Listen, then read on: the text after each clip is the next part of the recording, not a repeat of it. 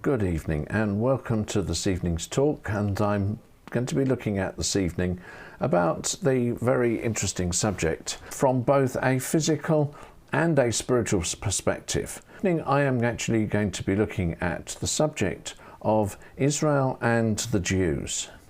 This came about by me doing some research for myself after one or two people asked me some rather interesting and searching questions for which personally I wasn't 100% sure of my answers, and therefore I looked them up and did some research. And as some of you know, I come from an engineering background, and as a result of that engineering background, I always make sure I do very thorough research. One of the things I would like to make very clear from the beginning, that there is a huge amount that I've actually missed out on this particular talk.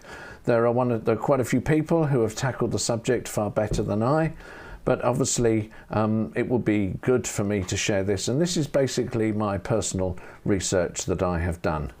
But first of all, I would like to recommend to people some books, and I would like to just show you a number of books. I have met all but one of these speakers, know them virtually personally. Top left is the book entitled Why Pray for Israel by a very good gentleman called Ken Burnett. Ken Burnett was the director of Prayer for Israel for very many years. He set the organization up, and that is a very, very good book. We have had Ken stay in our home on a number of occasions with his wife. Top right, we then have some books by the gentleman called Lance Lambert, who we have seen and met. And the books entitled The Battle for Israel, The Uniqueness of Israel, and Thy Glory of Thy People Israel are really excellent reads by him, and giving different perspectives as you actually go through them. In the bottom left is the book Why Israel by David Pawson, or Israel in the New Testament. We have heard him talk on that subject on a number of occasions, and that also is a really helpful book. And finally, there are two books, Why Israel by Derek Prince, and The Key to the Middle East, also by Derek Prince. Excellent Bible teacher. We have heard him speak on a number of occasions.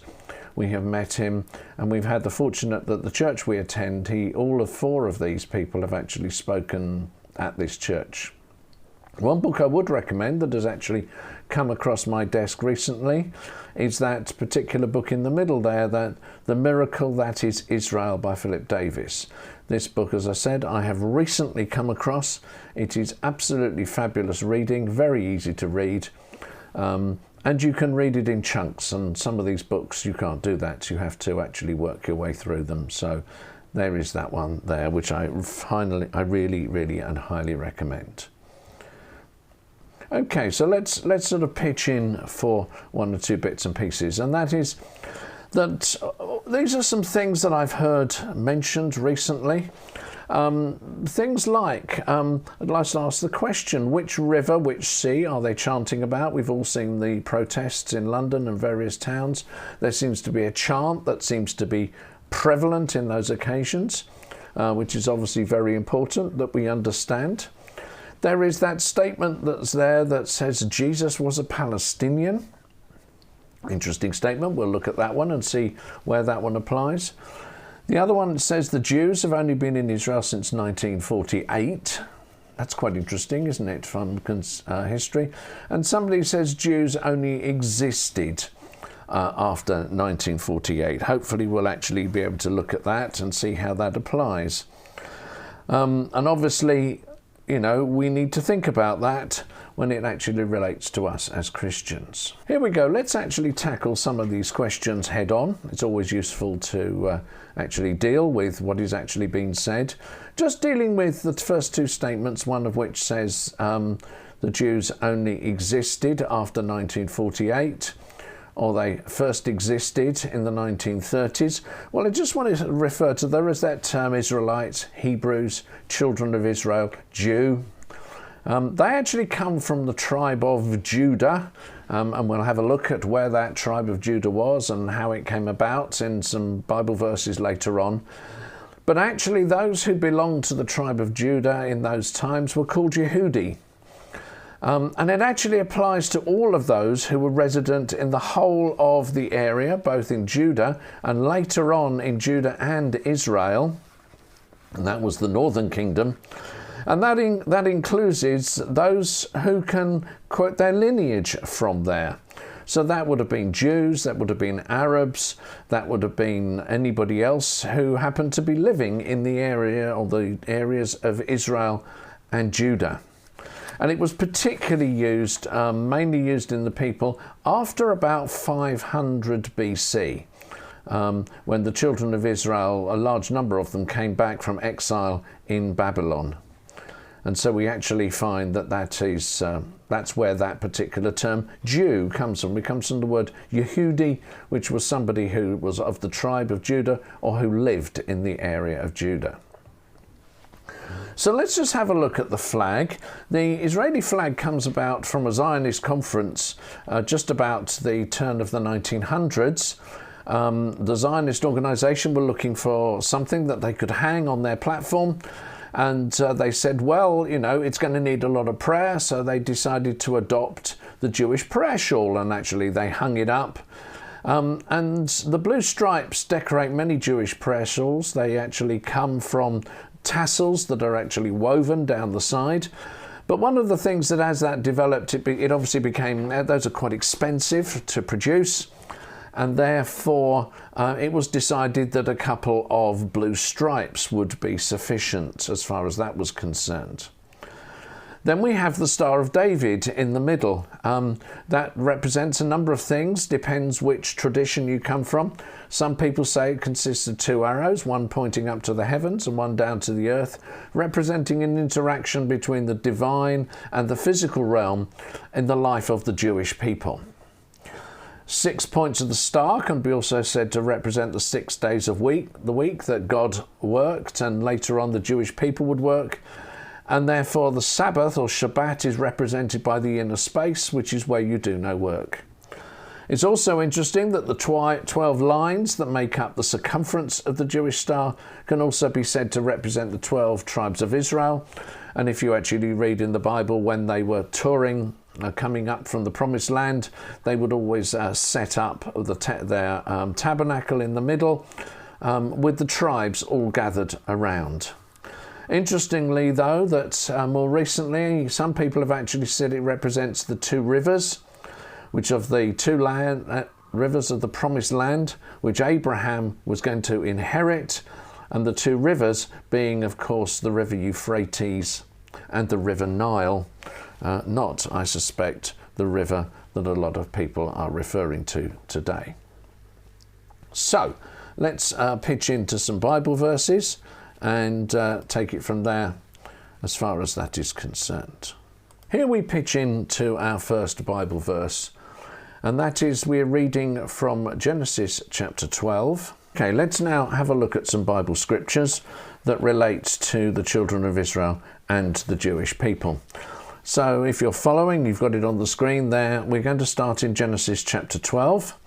I've also put in some dates here to help with the slides. So we find that Genesis chapter 12, most considered people reckon that it was actually written in about 2,100 years BC. Now Genesis chapter 12, verse 1 says, "Now the Lord said to Abram, get out of your country, from your family, from your father's house, to a land that I will show you." You see, Abraham was called. He was called to go on a journey. He was called to actually go and see a people, to actually occupy a land that God was going to give them. He didn't actually know at that point in time really where the land was. He said, to a land that I will show you. And that was important that he went in faith as far as that was concerned. So continuing to read on, we read in verse 2, it says, "I will make you a great nation. I will bless you, and I will make your name great, and you shall be a blessing." God gave this as a promise to Abraham. He would make his name great, and that wherever he went, he would be a blessing. And in verse 3, it says the following. It says, "I will bless you. I will bless those who bless you, and I will curse him who curses you. In all the families of the land, you shall be blessed." So there we have a promise to Abraham of blessing, but God says that anybody who curses Abraham, God himself will curse. And that's very important, a warning to all of those as people relate to the Jewish people. And then in verse 4 it says, Abraham departed as the Lord had spoken to him. Lot went with him. If you see a previous video I made, I talk all about Abraham, the call of Abraham. I talk all about his family and Lot, his brother-in-law. And there's a lot of important stuff there. But it says Abraham was 75 years old when he departed from Haran. And if you actually look in that particular passage, you will see that actually Haran was a place halfway on the journey to the land of Canaan. And then we continue to read on in this passage. It says, Abraham took Sarai his wife, and Lot his brother's son, and all the possessions that they had gathered, and the people whom they had acquired in Haran, and they departed to go to the land of Canaan. They'd actually been living there for quite a while in Haran.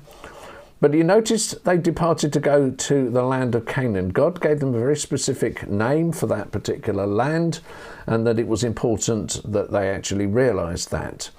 And it says in verse 6, Abraham passed through the land to the place of Shechem, as far as the terebinth tree of Moreh. And the Canaanites were then in that land. They went to a land where there were going to be people who they were going to actually displace.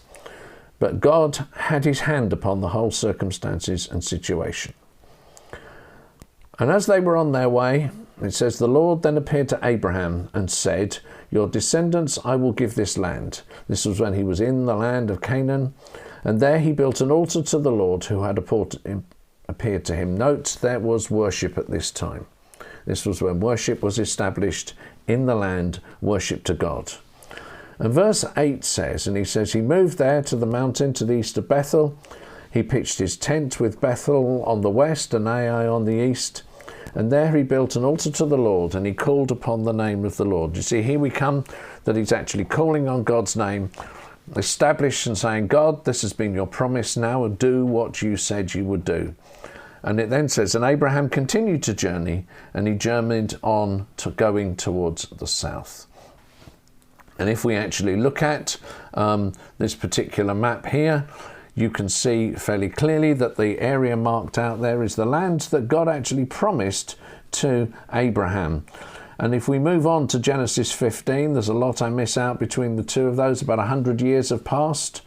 And we find that in Genesis 15, verse 18, it says the following. It says, on the same day the Lord made a covenant with Abraham. To your descendants I have given this land, from the river of Egypt, that is the Nile, to the great river, the river Euphrates.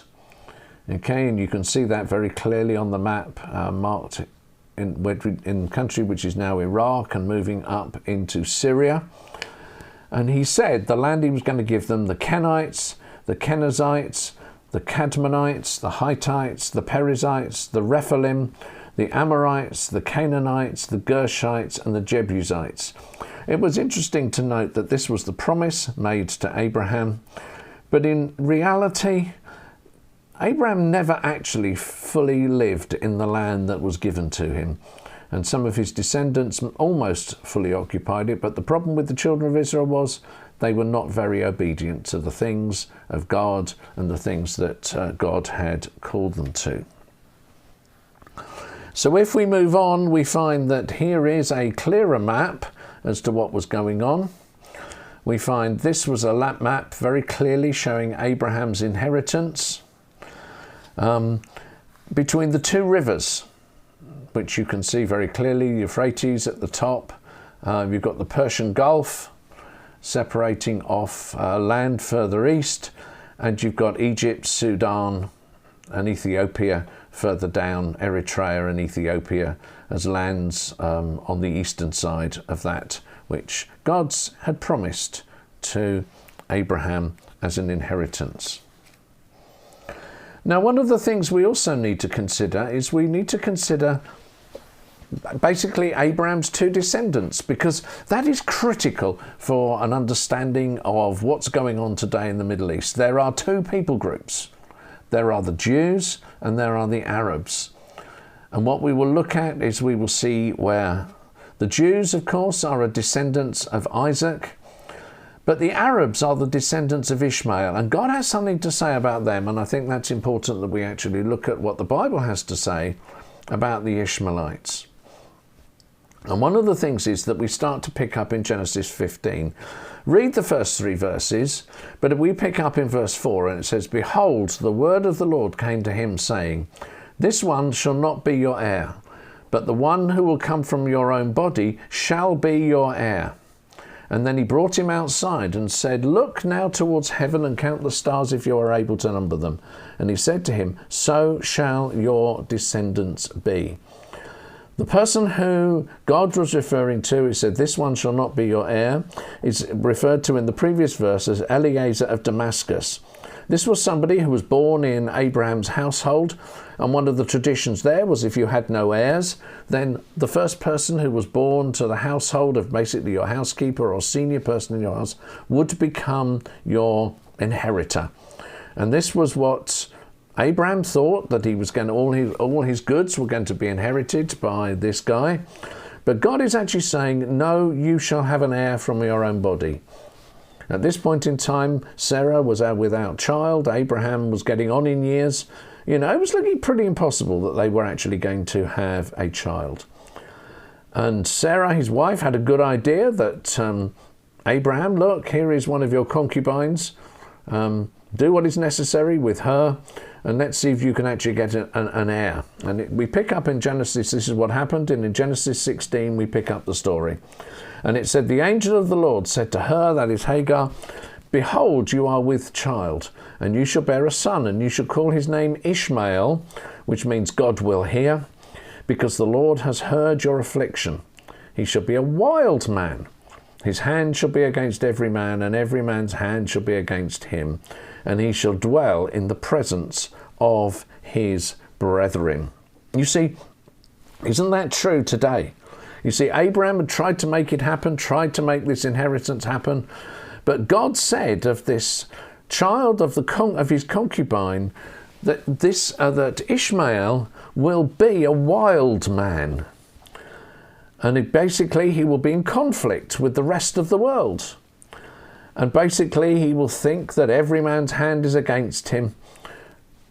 Isn't that interesting today when we see the world conflicts? Increasingly, world conflicts are becoming about religion or religious groupings, not necessarily political. And it says a time will come when basically this group of people will be actually in conflict with every other group of people. And let's carry on in the passages of Scripture. From Genesis 17 and verse 20 and 21, it says, "As for Ishmael, I have heard you." He was talking to Abraham. "Behold, I have blessed him and make him fruitful.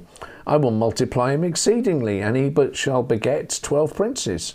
I will make him a great nation." Has that happened? Yes, it has. "But," and this is the key thing, "my covenant I will establish with Isaac, whom Sarah shall bear to you this set time next year." It's always interesting, it's been next time, next year, you will have this child. Several times that occurs in the Bible.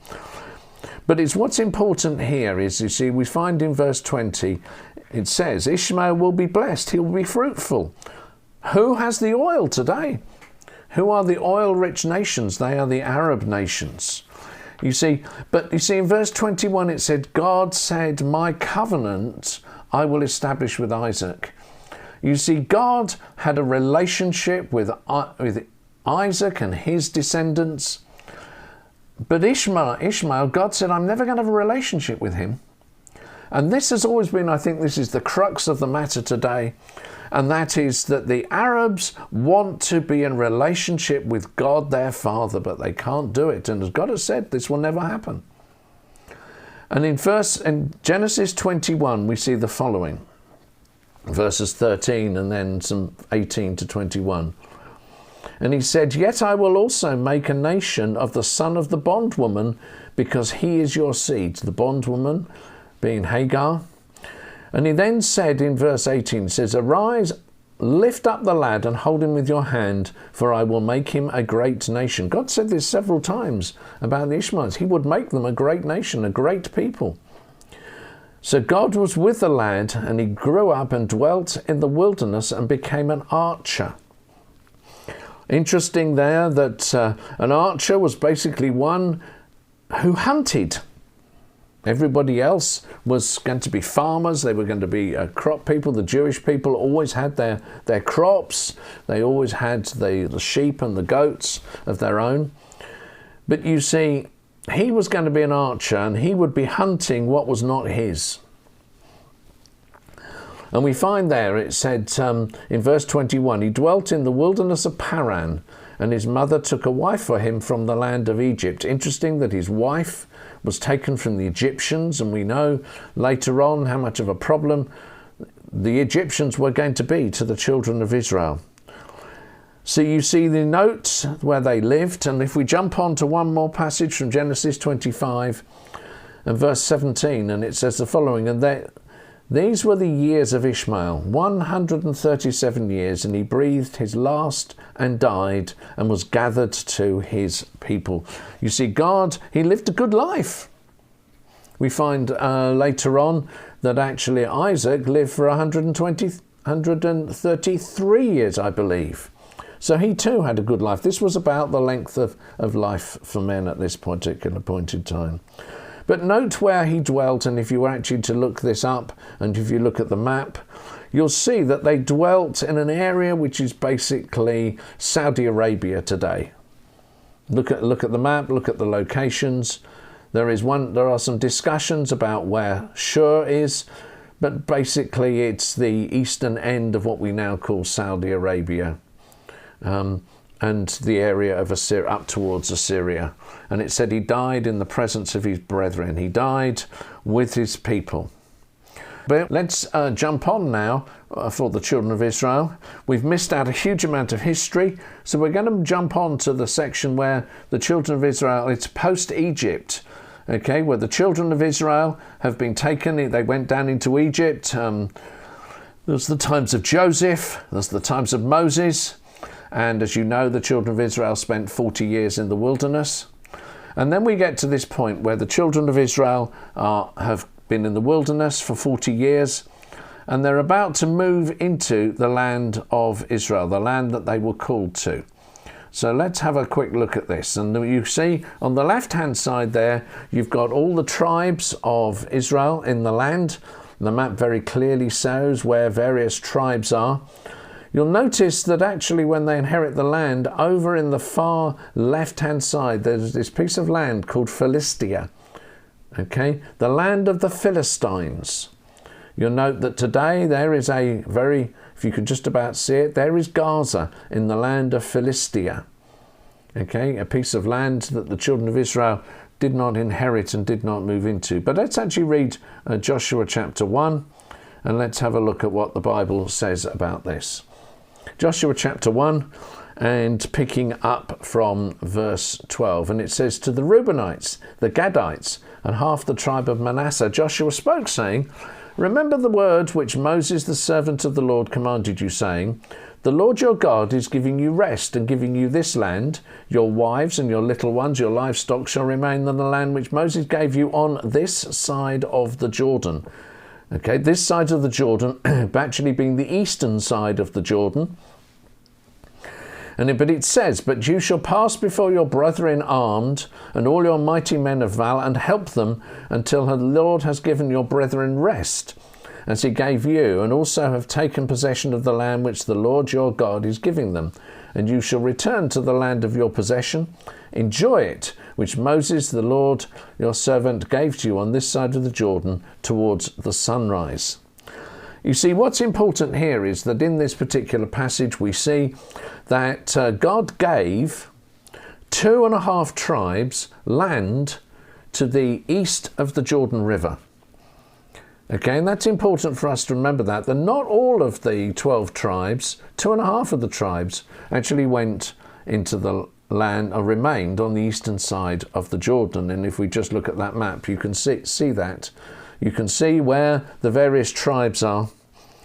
And you see, that was important, and that was about 1400 BC that actually happened. So the children of Israel in the land, okay, they weren't called Jews at that particular time. They were called Hebrews, and they were called Israelites because they'd moved into the land of Israel.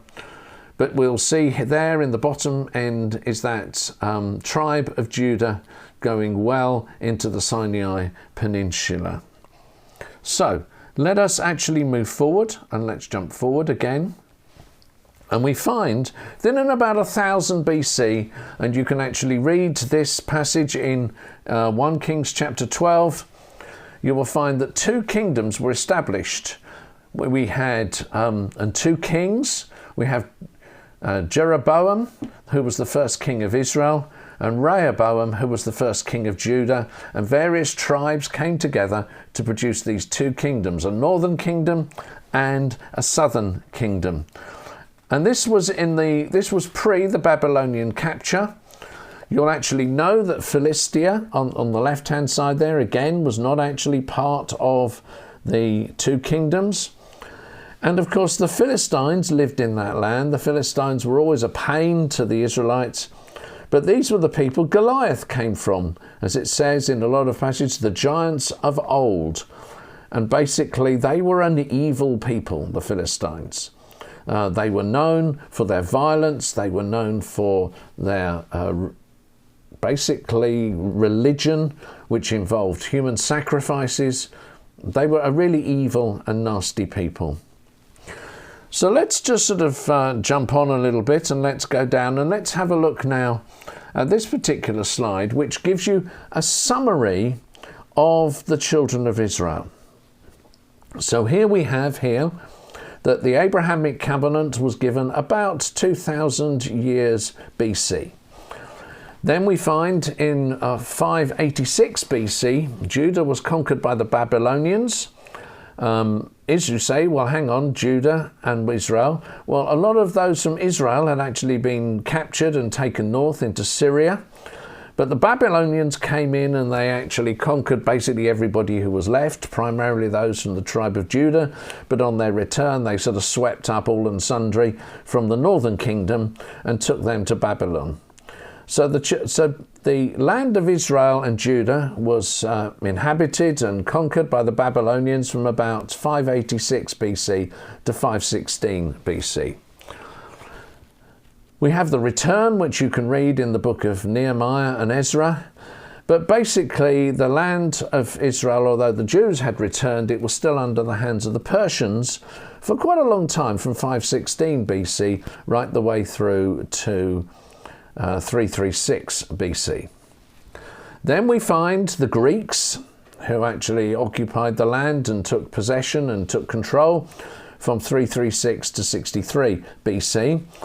And they were then superimposed upon by the Romans. You know, the Roman Empire was vast right the way across, basically surrounding the Mediterranean up and through Great Britain and most of Europe. And they ruled until about AD 13. Then we have the Byzantines, who again ruled over the land of Israel till about 636 AD. Then we have the Arabs, who came up from the south, and they took possession of the land until about 1099. And then we have the Catholic Crusaders, who came across from Europe under one of the popes, and from 1099 to 1291 AD, they were actually in control of the land. Then we have the Mamelukes came in and took over. Then we have the Ottoman, basically Turkish Empire, which ruled the land from 1517 to 1917. And in 1918, we had the British Empire, ruled the land of Israel from about 1918 to 1946. So if that gives us the question, and therefore we have to ask the question, if you were to think about that particular chant that is chanted, seems to be at most of the protests these days, the chant is actually made. You have to ask the question, which river? Yes, we might well have answered that question. Which sea? Well, I think the sea they're referring to is the Mediterranean Sea. But the question then has to be asked return to whom? because as you will see, that since 586 BC, different people groups have been in charge of the land. So your answer to the question is, who do you have to return it to? And we'll actually pick up on that point a little bit later on. So let's jump on to the time, Jesus's time. And here we have a couple of maps of the land of Israel and Judah together, have been more or less joined under various ruling people. And these are the maps approximately 0 AD. So we find the whole of the land under Roman Empire, a Roman occupation. The Romans were in charge. It was part of the Roman Empire.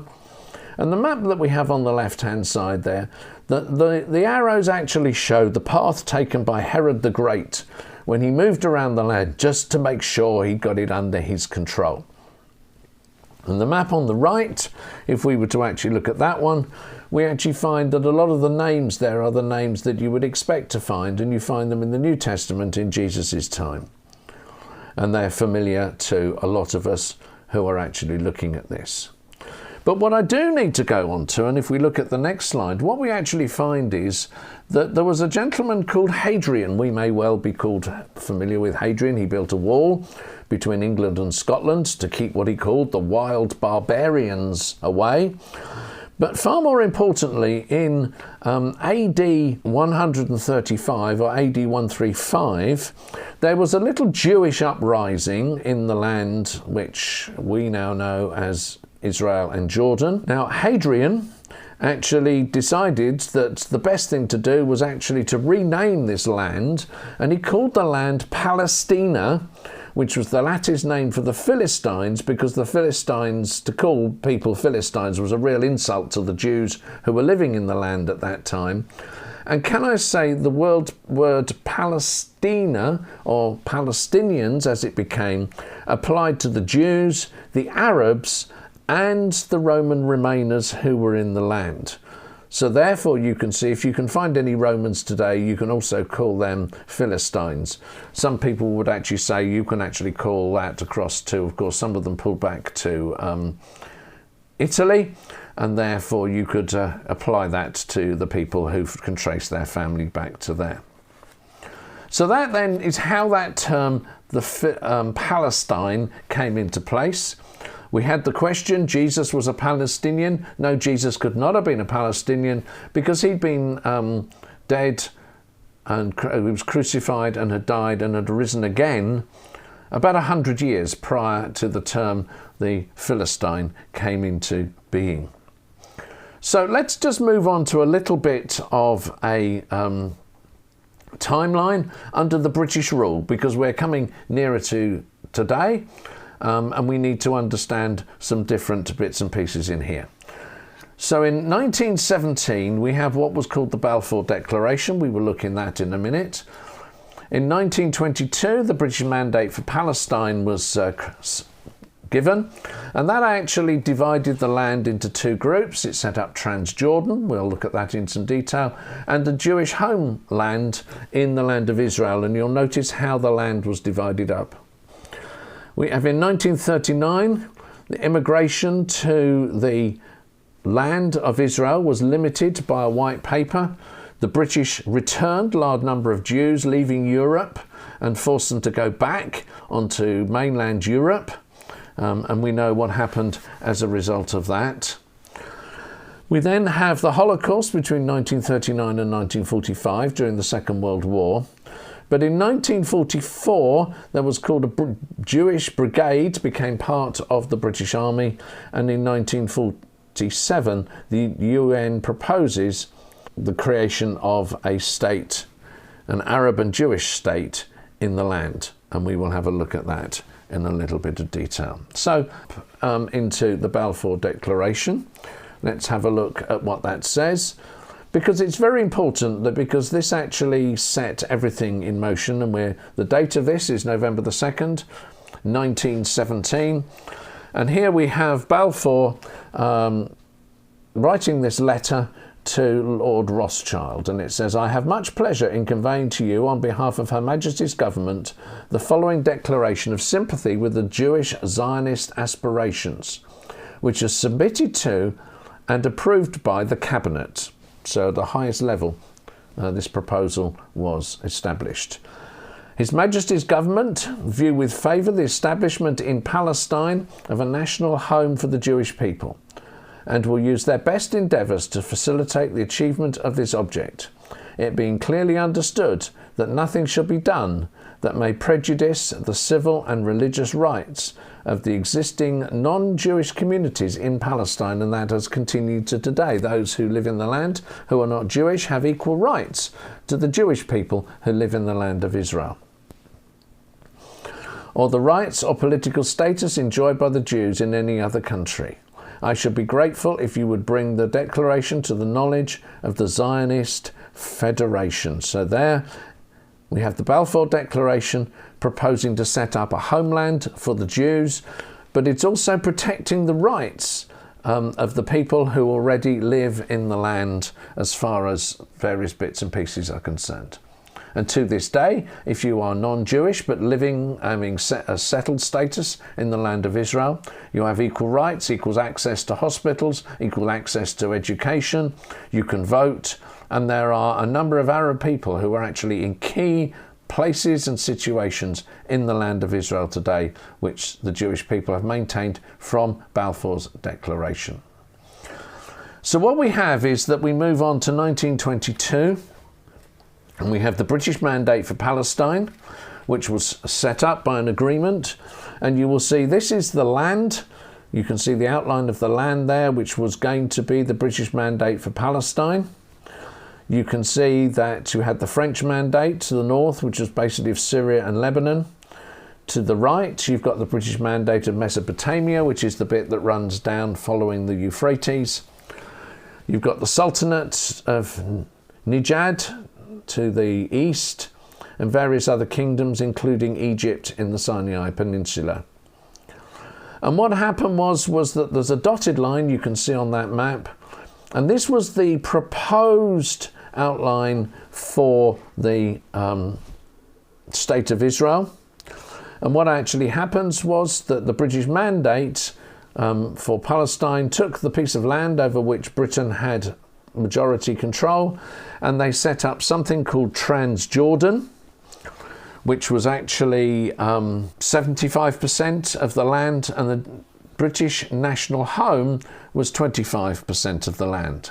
However, a bit further down in that year, we find that actually Churchill made a declaration in 1922 also, and he drew a line to create this land of Transjordan and the area which was called Palestine.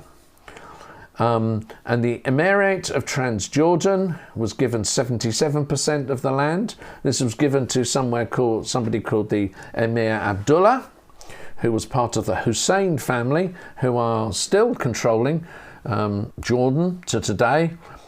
And then he set out for the Jewish Palestine, which would have 23% of the land.